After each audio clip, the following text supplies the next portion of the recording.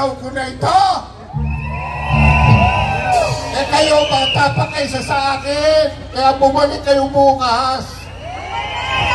Dahil tuloy-tuloy po tayo hanggat ang ating numero ay kumabal ng pwersa para buwagin ang Malacanang!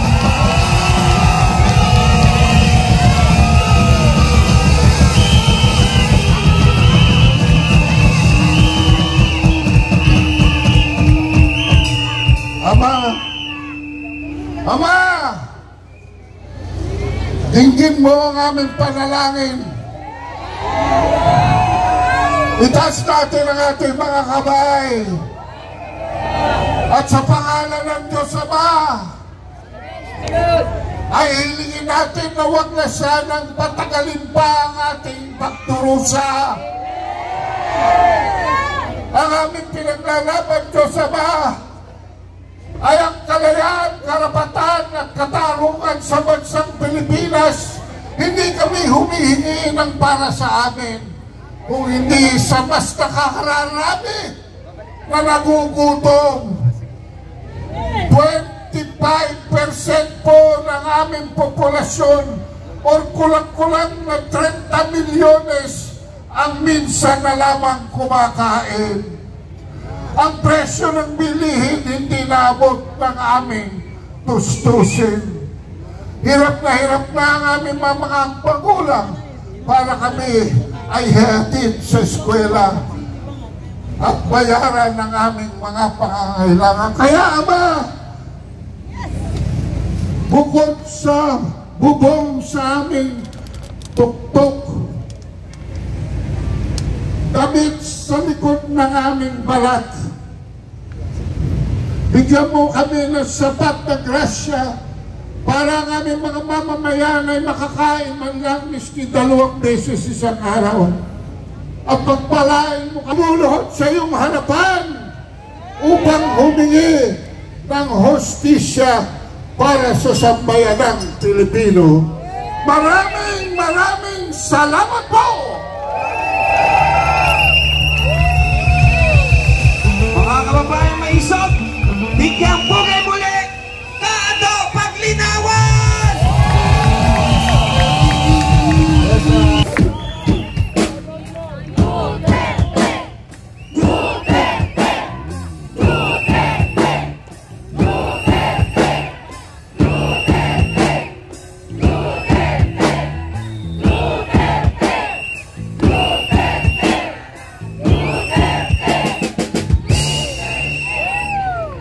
The Vice President has already spoken. Yes. We shall not break. The Vice President has already told the nation, may gaba, there will be vengeance from that. The Vice President told us tonight, there is an ongoing crisis, human crisis brought by this government. Wala na pong ibang magsasalita sapagkat malinaw ang naging pahayag ng pangalawang Pangulo. Out of respect to the Vice President, that will be the final message for tonight. Yes! Yes! At ang iba pang magkakaroon ng pahayag, may susunod pa tayong mas malakas, malawak na pagkilos. Hindi po ito titigil hanggat hindi napabayad si Marcos sa kanyang mga kriminal na pananagutan sa tao.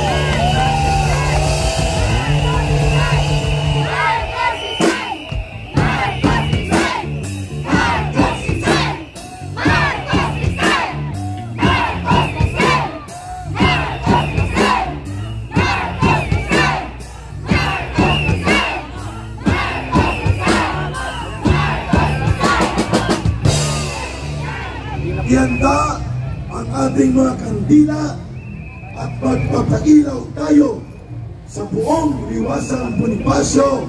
Dadaloy ang liwanag ng pagbangon, ng pagtindig ng sambayanang Pilipino papunta sa pagbabago sa ating gobyerno, pagbabago sa lipunan natin. Siya, doon tayo papunta. I will call on Brother Ricky Fuentes. Ama, sa kanya pong dakilang pag-ibig sa bawat isa sa atin, mga kapatid. So tayo pong lahat, nakataas ang ating mga kamay. Dakila at makapangyarihan naming Ama, kami po ay lubos na nagpapasalamat sa inyong pong dakilang pag-ibig sa bawat isa sa amin. Kami po ay nagpapasalamat, Ama, sapagkat ipinadala niyo po sa aming kalagitnaan ang inyong hinirang na anak. Na kung wala ang inyong anak, ang aming pinakamamahal na pastor, na siya nagtuturo sa amin ng inyong mga salita, wala din po kami sa masadaling ito.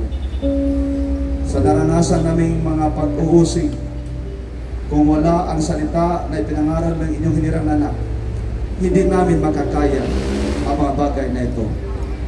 Ngunit, naging halimbawa po sa amin ang inyong hinirang na anak. Hindi po siya bumigay, hindi po siya sumuko. Kaya Ama, bilang tagasunod, narito din kami, katulad ng inyong hinirang na anak. Kami ay manindigan para sa katotohanan. Kaya maraming salamat po, Ama, sa loob ng 39 na taon, hindi niyo po pinababayaan ang inyong pong bansang kaharian. Marami na po kami naranasang mga unos at bagyo, at marahil ito na yung pinakamalakas.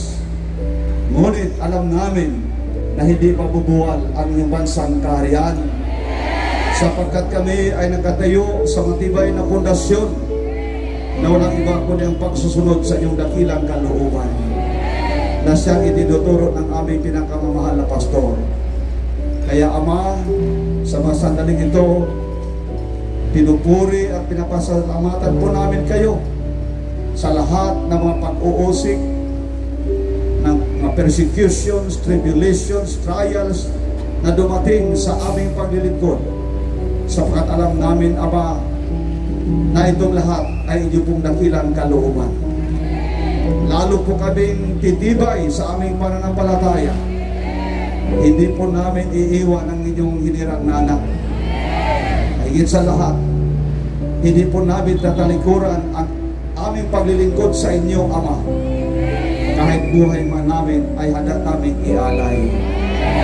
Kaya gawin niyo po kaming ilaw sa napakadilim ng bundok ito.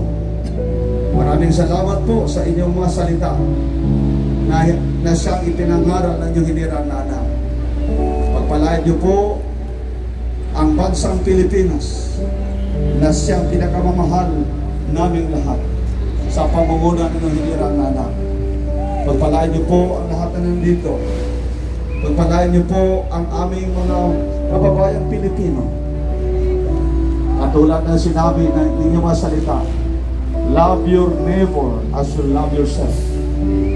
Ngunit ngayon naman higit pa dyan, sinabi po ninyo, love your enemies.